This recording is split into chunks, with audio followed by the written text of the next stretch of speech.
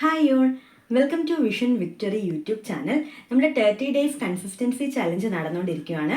അപ്പോൾ ഡേ 2-ൽ, അതായത് 13/1/2026 ചൊവ്വാഴ്ച. അപ്പോൾ ഡേ 2-ൽ എന്തൊക്കെ പഠിച്ചു എന്ന് നമുക്ക് നോക്കാം. ഡേ 1-ന്റെ വീഡിയോ ഓൾറെഡി അപ്ലോഡ് ചെയ്തിട്ടുണ്ട്. ഇത് കോർ ഏരിയ, നമ്മുടെ മാത്സ്, ഇംഗ്ലീഷ്, മലയാളം. അപ്പോൾ മാത്സ്, ഇംഗ്ലീഷ്, മലയാളത്തിൽ നിന്ന് മാത്സിൻ്റെ നമ്പേഴ്സിൻ്റെ പാർട്ട് 3 ആൻഡ് പാർട്ട് 4 വീഡിയോസ് ആണ് കണ്ടത്. ഞാൻ എൻട്രി ആപ്പിലെ വീഡിയോ ആണ് മാത്സിന് വേണ്ടി ഉപയോഗിക്കുന്നത്. പാർട്ട് 1 ആൻഡ് 2 നേരത്തെ കണ്ടിരുന്നു. ഇപ്പോൾ 3 ആൻഡ് 4 ആണ് ഡേ 2-ൽ പഠിച്ചത്.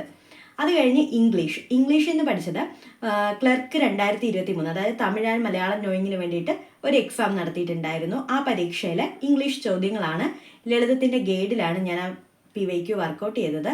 മലയാളം അതുപോലെ തന്നെ ലളിതത്തിൻ്റെ ഗൈഡാണ് നോക്കിയത്. 2023-ലെ 3ാം ഘട്ട ഡിഗ്രി പ്രിലിംസ്, ശരിക്കും പറഞ്ഞാൽ നമ്മൾ ഡിഗ്രി എക്സാം ആണ് ഫോക്കസ് ചെയ്യുന്നത്. അപ്പോൾ ഒരു degree prelims question paper workout ചെയ്തപ്പോൾ എനിക്ക് ആക്ച്വലി ഒത്തിരി സന്തോഷം തോന്നി. അത്യാവശ്യം നന്നായിട്ട് സ്കോർ ചെയ്യാനും പറ്റി. അധികം ബുദ്ധിമുട്ടില്ലാത്ത കുറേ ക്വസ്റ്റ്യൻസ് ആയിരുന്നു അതിൽ വന്നിട്ടുണ്ടായിരുന്നത്. ലളിതത്തിൻ്റെ ഗൈഡിലാണ് മലയാളവും ഇംഗ്ലീഷും വർക്കൗട്ട് ചെയ്തത്. പിന്നെ GK പാർട്ടിൽ നിന്ന് വേൾഡ് ഹിസ്റ്ററിയിലെ ഫസ്റ്റ് വേൾഡ് വാർ എന്നുള്ള ടോപ്പിക്കാണ് പഠിച്ചത്. ഇത് ശരിക്കും ഭയങ്കര ചെറിയൊരു ടോപ്പിക്കാണ്. ചോദ്യങ്ങളൊക്കെ ഇടയ്ക്ക് ചോദിക്കാറുണ്ട്. ഡിഗ്രി ലെവൽ പരീക്ഷകൾക്കാണെങ്കിലും ഇപ്പോൾ 10th ലെവൽ VFA ഒക്കെ പോലെയുള്ള പരീക്ഷകൾക്കാണെങ്കിലും ചോദ്യങ്ങൾ ചോദിക്കാറുണ്ട്.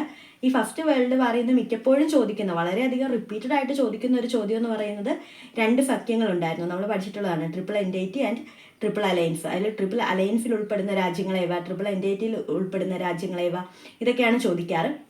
അതിൽ ട്രിപ്പിൾ അലയൻസ് ആണെങ്കിൽ നമുക്കറിയാം, ജർമ്മനി, ഓസ്ട്രിയ, ഹംഗറി, ഇറ്റലി, അവരായിരുന്നു ട്രിപ്പിൾ അലയൻസ്. ഏകദേശം 1882-ലാണ് ട്രിപ്പിൾ അലയൻസ് ഫോം ആവുന്നത്.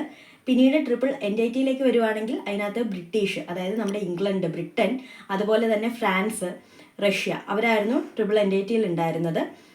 ഈ ചോദ്യങ്ങളാണ് കൂടുതലും റിപ്പീറ്റായി കാണുന്നത്. 1914 തൊട്ട് 18 വരെയായിരുന്നു ഫസ്റ്റ് വേൾഡ് വാർ നടന്നത്. ചെറിയൊരു ടോപ്പിക്കാണ്, പക്ഷെ അത്യാവശ്യം നമുക്ക് സ്കോർ ചെയ്യാൻ പറ്റിയ, നമുക്ക് പഠിക്കാൻ ഇൻട്രസ്റ്റ് തോന്നുന്ന ഒരു ഏരിയ കൂടിയാണ് ഫസ്റ്റ് വേൾഡ് വാർ. ഞാനത് PK ലേണിങ്സിൻ്റെ വീഡിയോ നോക്കിയിട്ടാണ് പഠിച്ചത്. അത് കഴിഞ്ഞിട്ട് പിന്നെ കറണ്ട് അഫെയറിൽ നിന്ന് പഠിച്ചത് ഡിസംബർ 17, 18 കറണ്ട് അഫെയർ ആണ്. അത് എപ്പോഴത്തെയും പോലെ ടാലൻറ്റ് അക്കാഡമിയുടെ യൂട്യൂബ് വീഡിയോയാണ് നോക്കിയിട്ടുണ്ടായിരുന്നത്. അതിൽ ഒരു സാറും ഒരു മാമും പഠിപ്പിക്കുന്നുണ്ട്. അവർ രണ്ടുപേരും നന്നായിട്ടാണ് എക്സ്പ്ലെയിൻ ചെയ്യുന്നത്. നമുക്ക് ആ ക്ലാസ് കേട്ടാൽ തന്നെ നമ്മുടെ മനസ്സിൽ ആ പോയിന്റ്സ് ഇരിക്കുന്ന വിധം നല്ല രീതിക്കാണ് അവർ എക്സ്പ്ലെയിൻ ചെയ്യുന്നത്. അപ്പോൾ ഇത്രയായിരുന്നു ഡേ 2-ൽ പഠിച്ചിട്ടുണ്ടായിരുന്നത്.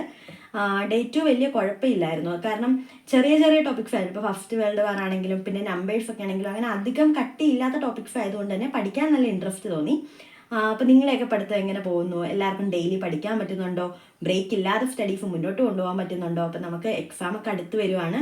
ഇപ്പോൾ ജാനുവരി, ഈ വീഡിയോ എടുക്കുമ്പോൾ ജാനുവരി ഏകദേശം തീരാറായിട്ടുണ്ട്. നമുക്ക് ഇനി ഒരു 10-15 ഡേയ്സ് കൂടി ഉള്ളൂ ജാനുവരി തീരാനായിട്ട്. അപ്പോൾ എല്ലാവരും നന്നായിട്ട് പഠിക്കുക, നല്ല മാർക്ക് നേടി, നല്ല റാങ്ക് നേടി, നല്ലൊരു ജോലിയിലെത്തുക. അപ്പോൾ നമുക്ക് ഡേ 3-ലെ വീഡിയോയിൽ കാണാം. Bye bye, thank you.